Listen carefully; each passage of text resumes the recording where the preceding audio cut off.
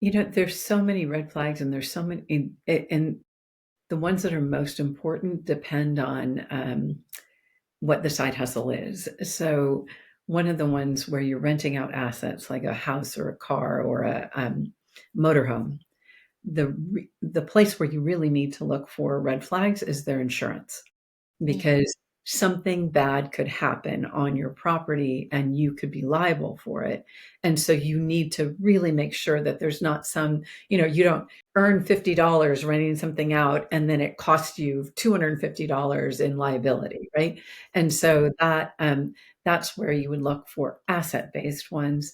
With a lot of the work-based ones, the two biggest red flags that I see are sites that require you to do a bunch of work that is unpaid. And mm, sometimes it's necessary training mm, for the job you're doing, and they don't mm, pay you for it. And that mm, sometimes could take weeks. Like, you're going to work for weeks and not get paid for it? I mean, come on. And a lot of the AI platforms that you're supposedly training artificial intelligence, they do this all the time. Like they're going to train you. And sometimes the training takes longer than your actual job. So you get 3 hours of training for 1 hour of work. And for the 1 hour of work, you get $20. So what is your real hourly rate? It's, mm, you don't even want to think about it, right? mm, So that's where I look at there. There are also a bunch of platforms that you earn money, but it's not really yours until you cash it out. And they won't let you cash it out until you have a certain amount of money. And we've found several of these platforms will kick you off the platform when you're that close to cashing out your $150 or whatever. Yeah, and so those are the sorts of things where, I mean, we have a rating system of 1 to 5. Those are the companies get a 1 because, we want you to avoid them at all costs. yeah. We don't have a 0 rating.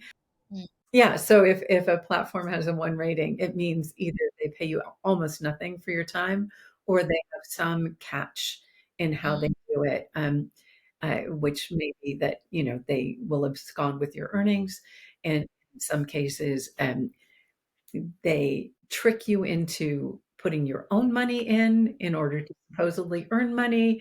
Yeah, so any of these deceptive practices, you have to just kind of look for. And the way we look for them, frankly, is we do heavy research on every company that we rate. And part of that is we read the terms and conditions.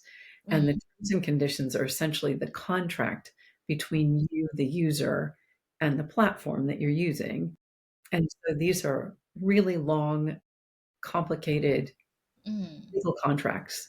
mm, And, if you, if the platform isn't rated on our site and you don't wanna call me and see if, I can take a look at it, um, you have to read the terms and conditions, and then what we do also is compare those terms to real live users, experiences to see if the red flags that we found in the terms are playing out in real life, and many times they are. I mean, as you probably know, there are a lot of fake reviews out there, and a lot of companies pay people to, you know, pretend that this is a great platform.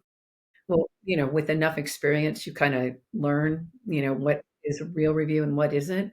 But one of the things that we look for is, are the things that we see in the terms, are people talking about those in the reviews? And and when they are, then we know, okay, these are real. This is actually somebody who's used this platform. They actually know what's going on. And when it's just like, oh, it's awesome, it's like, we're like, oh, yeah, okay. You know? yeah, exactly. Not believing that one. Nope. No, that's true. Yeah. Some I think